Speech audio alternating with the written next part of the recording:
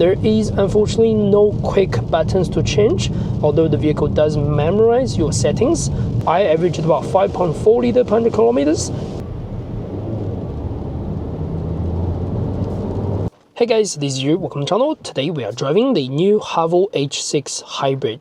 This is the ultra spec for the New Zealand right-hand drive market. This should be identical for the Australian market, by the way. In terms of drivetrain, this is actually very similar to the last generation, identical in the petrol motor, identical in EV, powertrain, everything. There has been some improvements over here and there. Let's have a quick look at outside first.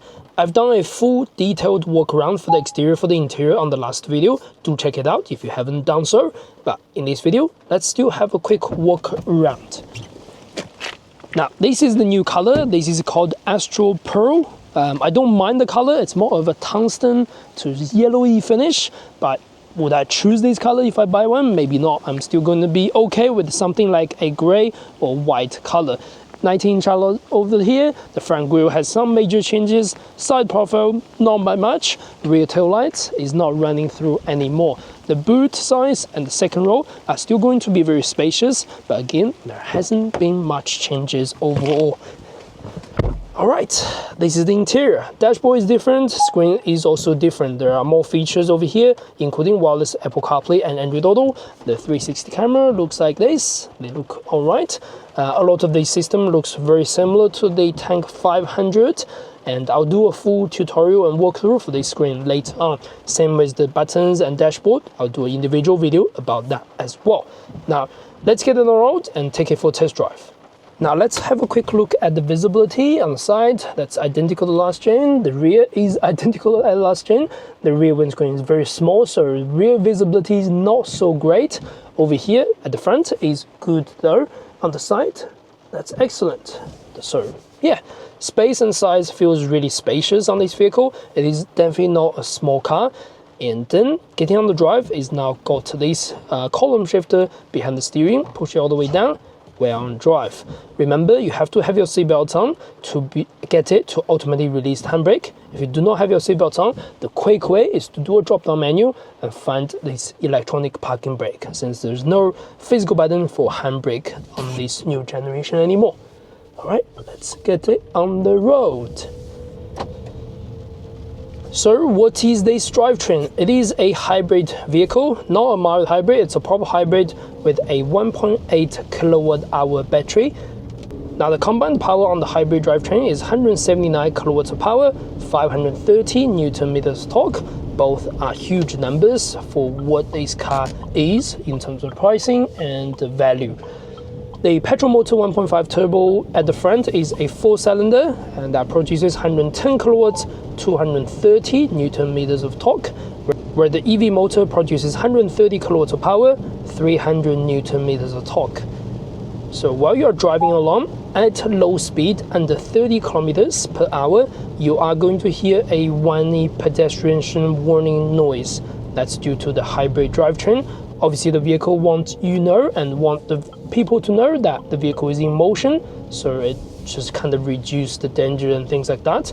You are able to change that. There is a vehicle setting under the drive to change that noise from classical to, I think, technological or technical or something like that. And the whiny noise may sound a little bit different, but it is noticeable if you do not have your music or anything like that.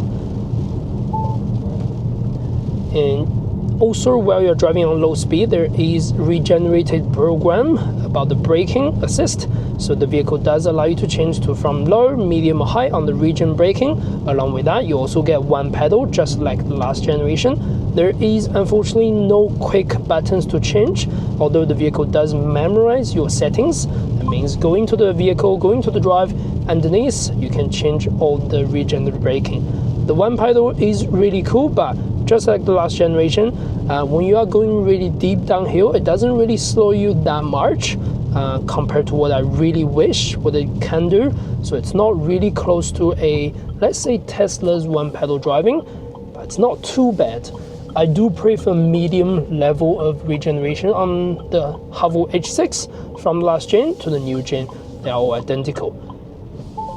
Also at low speed or certain speed when the battery is charged, you can also use the vehicle under EV mode. You do not have to do anything, by the way. You just drive the vehicle as normal, and then it will just shift to EV mode as normal.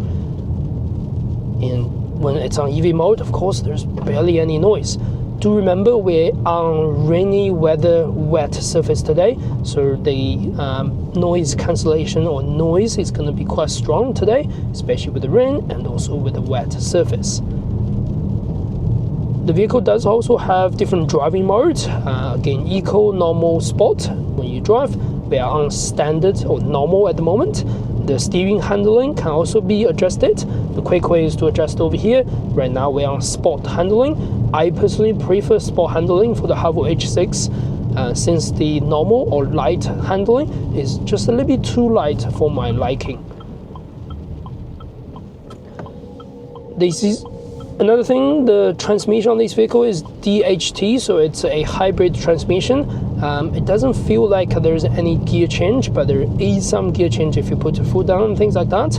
But overall, at pretty much most speed, if you drive like a normal human being, it's going to be very, very easy, very cruisy, very smooth in terms of acceleration and things like that. The hesitation is also fairly small, although you do have a small amount of turbo lag, plus the hybrid transmission lag here and there. We're not going to do a full boost, but we're going to do a small boost. 1, 2, 3. There is traction issue, as we know. So the traction is from the front wheel drive only on this particular drivetrain, just like the last generation. If you are going around the corner, if you try to take off a little bit too fast by pressing the foot on the accelerator a lot, or especially on these wet weather days, you are going to get that traction, you are going to get the wheel spin, which is very similar maybe to some particular hybrid vehicles, since the amount of the power this vehicle has got is tremendous, 179 kilowatts. There's no shortage of power. Speaking of power, even if you're on motorway, the acceleration feels really easy, the pedal feels very easy to control, and changing lanes or going, let's say, overtake someone is fairly easy on this sort of vehicle. Another thing that's really good, also I've explained on the last video, the ELK. It's much better than the last generation due to a nice small software upgrade. I do not think there's any hardware upgrade on these sort of vehicles, so even the last generation should also get this new generation ELK. That means the emergency line keeping is not going to be super strong, super annoying at all. I've driven this car without turning off the ELK for the last day, and it's totally fine. So remember, for the whole journey of this vehicle's drive, I'm going to drive this vehicle under standard or normal mode. I'm not going to do sport. And the rainy conditions like this, I do not want to try that. But acceleration, 1, 2, 3. It's not bad. Look at that acceleration. It's very nice pace from like 30k all the way to 100. There's no real different surge, and yeah, the power is very delivered very smoothly over all speeds. So that's not too bad at all. And another thing I find on the new Haval H6 Hybrid is the suspension feels a little bit better in terms of refinement overall. They still come with the same MacPherson struts at the front and then multi-link at the back. Overall, the comfort feels very similar to the last generation, but in some way it just feels a bit more solid on the road when you go around the curves and corners. At the meantime, is it sporty? Not really. Is it sharp handling? It's not really. But it is an easy car to control and easy or comfy car to travel in terms of all surfaces and things like that. I feel like the interior build quality or even the dampers feels a bit better overall. Even the noise cancellation in some way feels a little bit better. There is some changes on the tires, I think. Now the tires are 19-inch Hankook. I can't remember the last generation, but it feels good in terms of the ride, in terms of comfort. At today's price, 45,990 plus ORC for the New Zealand market, this feels like a reasonable vehicle, and it's very good for what the price tag suggests. Do remember this is a hybrid. Another thing, the fuel consumption, the factory rating is 5.2 liters per 100 k's. Remember, this car will take a 91 petrol. And last night I drove this car for about 40 to 45 minutes with some traffic, with some sort of highway driving. I achieved 5.4 liters per 100 kilometers, and to be fair, that's really reasonable for what my understanding is. Now, since today's weather has been so harsh, we shouldn't be testing any other limits of this vehicle. But again, overall, it is a comfy, it is a nice vehicle to drive.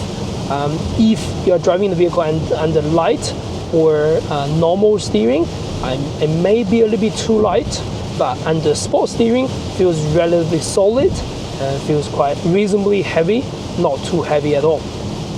So that's pretty much all about the driving impression on the new Haval H6 Hybrid. So in the future, I really do hope Haval brings the H6 Hybrid in a four-wheel drive system. If they have the opportunity to do so, that will suit a bit more people and a bit more custom base, especially people from the RAV4 Hybrid four-wheel drive. But overall, the two-wheel drive still is a decent vehicle, since the price has not been increased. Instead, it has been decreased in the New Zealand market. It is still a very easy car to be liked. At the same time, it does everything a lot better than the price indicates. And thanks for watching. That's the end of this video. If you enjoyed this content, please subscribe and like. If you're looking to purchase the Haval H6 Hybrid in the New Zealand market, do remember, contact TMC Cars in Hamilton.